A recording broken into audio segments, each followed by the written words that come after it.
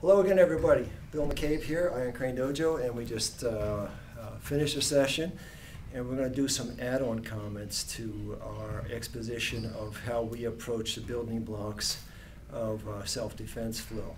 And what we're going to do right now is we're just going to take 9 concepts, which we call breaking concepts, because integral to each of these concepts is a joint attack, or a joint snap, or a joint twist, which has the potential of being a break.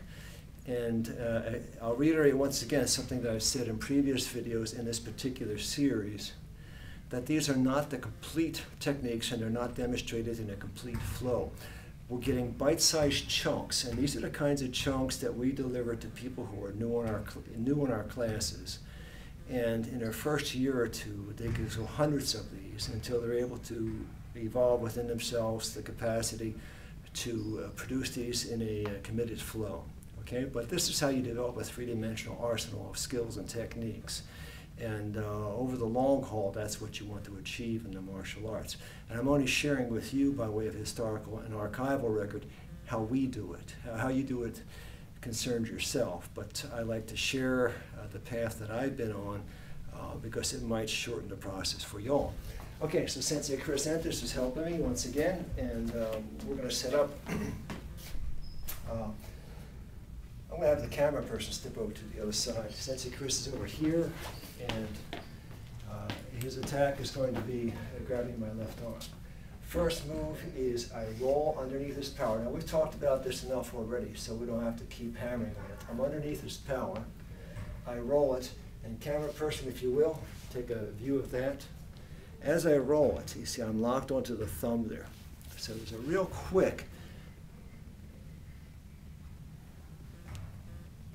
positioning into the thumb where there's a possibility of snapping or injuring the thumb. And you can sort of see how that would happen.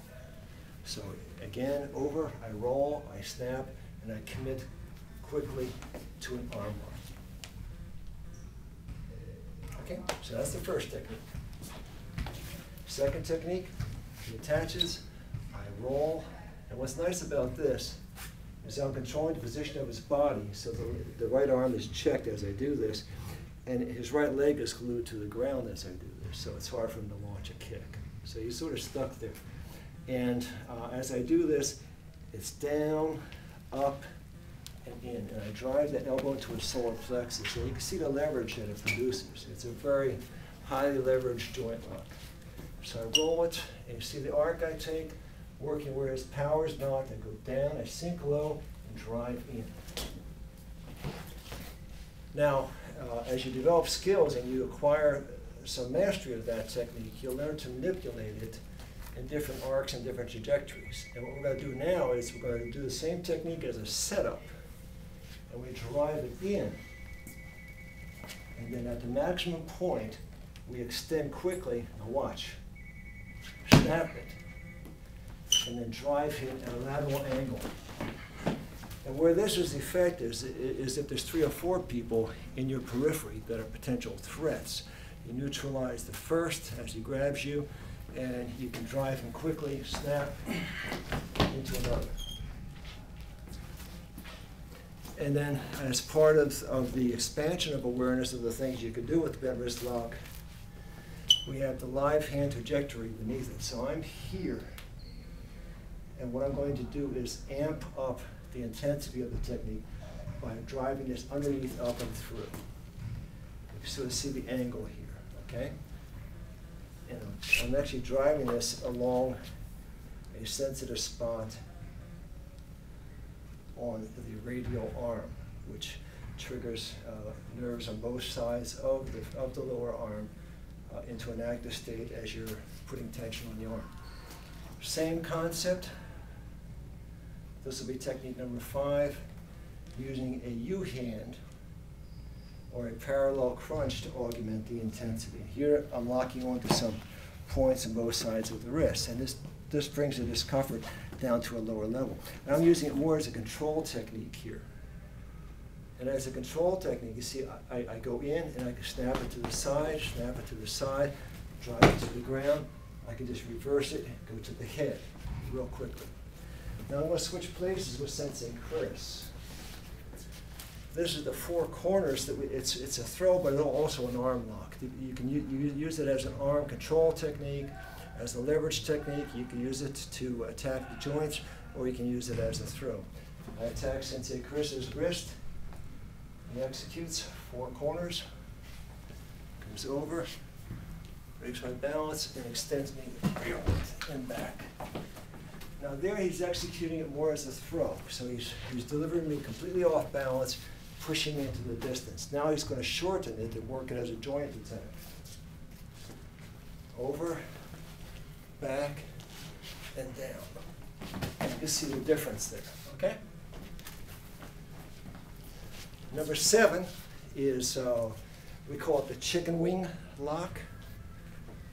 I grab, he goes over the top. Notice how he controls. That's the heart technique, or the closed heart technique, which is an excellent control technique around the wrist, because if I pull away, it locks further. It's like, as I said in previous videos, it's like a set of Chinese handcuffs that you get in those little toy bags when you're a kid. Okay, so he's in there, rolls over the top. And this is why it's called a chicken wing, as you can see. And you can see as I go down, he's actually in an upright position, and that's what powers the technique. If he goes down with me, the technique will be weaker. And you can see how I'm able to sneak behind him and gain control. But if he takes the high position, he's got maximum leverage on me. My arm's almost breaking at that point. Number 8, I think I'll take number 8. Set up same as number 7. You roll over the top with the heart control technique or the eagle control technique. This is a rake. I'm over here, and all the sensitive points of the arm are now positioned to be triggered, and I go straight down. Okay? And it's very painful. You can sort of see it by the knee-jerk reaction that it has. It activates his whole body. I'll let Sensei Chris have the final technique, which is the shortened version of the one you just saw. Number 9 is just working the same concept, but on the wrist. He's in, he's centered on me, reverses, and he goes down, and there we have it. One more time. Good. Reverse places. And observe as we do this, we're not trying to hurt each other, okay? When you practice is practice, it should be fun, okay? And all these joint locks and twists and stuff, if you do them with intensity over a period of a lifetime, like I've got 4 decades here, you'll actually wear down joints. They'll degenerate and deteriorate. So you have to do this in such a way that there's no damage. Number 9, the key here is as I drop the elbow back. See it? When I drop the elbow back, I open up the sensitive spots. If it's locked, I don't have quite the exposure there. I roll it back and then I go down. Also, the chest control helps. Number 8 is the same way.